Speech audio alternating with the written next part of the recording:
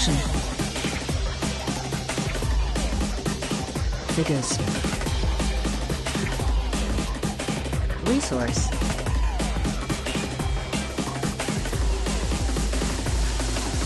ActionFiguresResource.com. A Collector Guide to Terminator from Action Figure Resource. Since the original Terminator movie came out of nowhere in October 1984 as a low-budget sci-fi thriller for adults that even the studio couldn't get their head around until everyone started raving about it, there was no toy line tie-in to speak of. Then in 1991, when Terminator 2 Judgment Day emerged on the 4th of July weekend with a huge marketing machine behind it and much more of a family blockbuster feel to the franchise, the toys were there at last. These figures from Kenner were big and chunky with vibrant but not ludicrous or unrealistic colour schemes. In fact, if you look at what toys were doing in this early 90s era, it's actually kind of remarkable how accurate these are. That being said, part of what frustrated me personally about this series since I was aged 11 when it came out was that I was slightly beyond the ideal play age, but approaching the point when I wanted the figures to look accurate.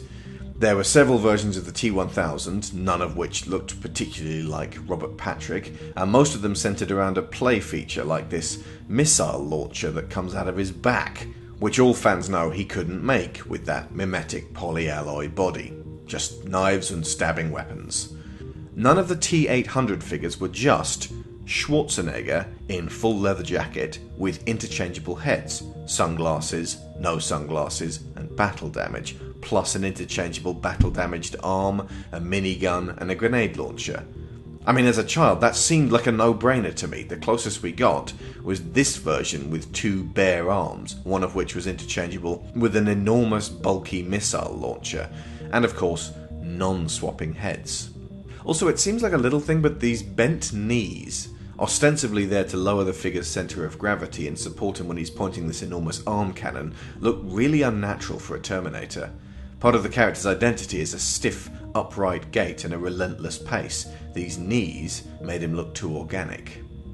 Fortunately, the John Connor figure was missing all play features, substituting those for a trail bike, which meant he was, by means of exclusion, a lot more realistic looking. And probably the most movie accurate was the large-scale talking Terminator. To go with this series, there was the customary crazy car that no Terminator would ever drive. This car screams toys in the 90s more than any other element of the line. I mean, look at this thing. It's so over-designed, it's beyond absurd. Within the fictional context of the Terminator mythology, who made this car? And why? It's splattered with silver, possibly from a collision with the T-1000 violent enough to liquefy him. It has what looks like an Exocet missile launcher attached, which rules out subtle infiltration into 90s Los Angeles. And there's a big mask thing for targeting, I guess, which rules out the Terminator's ability to do that. And an endoskeleton head right on the front bumper, like a hood ornament, next to an enormous uppercase T. By comparison, the motorbike looks relatively low-key. No Sarah Connor, of course, because little boys don't like to play with one of the most awesome female characters of all movie history, and the narrative focal point of Terminator 2. But thanks Skynet they made a figure of the completely made-up Future War villain Chromium. Future War was an extension of this original line, as was a limited tie-in with the 3D Universal Studios ride. By and large, none of these figures fetch too much on the secondary market today, with the exception of this odd and fun playset, which was more the kind of thing you'd see in commercials as a kid and imagine being far better than it possibly could be than actually owning. Dubbed a bio-flesh regenerator, this set would cover the included endoskeleton figurine in goop that would then form a rubbery, removable skin. After these figures, as with the movies, there was something of a wasteland in terms of releases. Everyone knew this franchise would be back, but nobody knew in what form. Finally, in 2002, with the third movie on the stormy horizon, McFarlane Toys released several Terminator figures in their line of Movie Maniacs. There were 4 of these, and it was almost perfect, for an adult collector. and mega fan of the movies. A T-101 endoskeleton, now far more detailed than the big silver skeleton that Kenner offered, a Robert Patrick-looking T-1000, with interchangeable body parts to replicate iconic moments in T2, Sarah Connor at long last with interchangeable heads and looking super determined to terminate Miles Dyson. Where it fell down was the T-800. Unlike Kenner, McFarlane did not have the permission to use Arnold Schwarzenegger's likeness. They had the Terminator, but not Arnie. So as kind of a halfway house, they mangled the face of this figure so as to be recognizable enough for everyone who knows one of the most famous actors of all time, but shredded enough to escape litigation. When the next year rolled around and Terminator 3 was released in theaters, McFarlane Toys were there with the license already in place, releasing 2 accurate Schwarzenegger Terminator figures for the first time in this scale, as well as the Terminatrix and her wicked-looking endoskeleton. This character, it would appear, is the more sought-after from this era, possibly because no one's making any more Terminatrixes. And unfortunately, movie accurate as they were still from Terminator 3.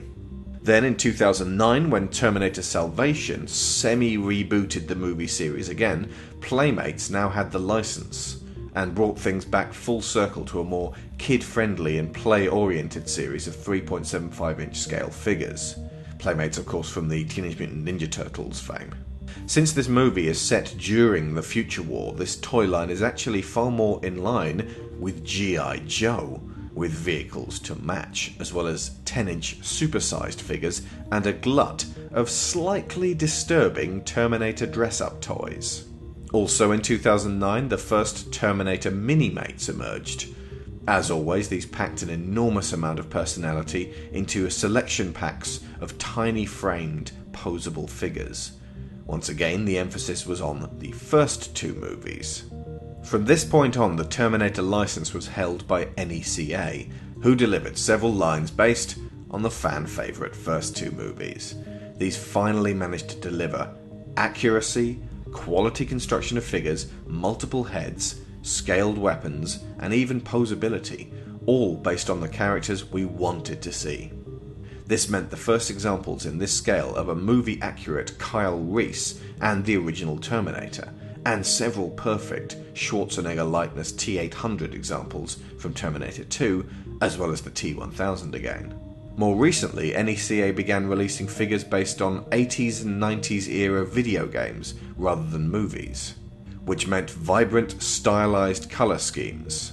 Robocop vs. Terminator on the Sega Mega Drive, or Genesis if you're American, provided the inspiration for these distinctive new repaints. NECA retained the license in the run-up to Terminator Genesis. Beyond the realistic adult collector fare, Funko released several lines of Terminator-themed retro reaction figures. These are modelled after the big, simple figures from the late 70s, although they ironically harken back to a time well before the early 90s Kenner Terminator figures. And finally, for the serious 6th scale luxury high-end action figure connoisseur, Hot Toys are once again in our corner with several astonishingly rendered stars of the Terminator franchise. These include many incarnations of Schwarzenegger's T-800, Christian Bale as John Connor, Sam Worthington as Marcus Wright, and an exquisite Linda Hamilton as Sarah Connor. The Terminator movie series is sure to continue rebooting and reconfiguring this endlessly looping war with the machines, and you can be fairly sure that until they hit upon a truly winning combination of game-changing ideas and on-screen personality, that the first 2 movies will be the ones we keep going back to in toy form. We hope you have enjoyed this collector guide. If you'd like to know more about Kenner and NECA, be sure to check out our fascinating manufacturer histories on these 2. They can be found on our main site at actionfigureresource.com. Be sure to rate and subscribe. I've been Alex Shaw, and next up I will be tackling the toyetic escapades of the Fantastic Four.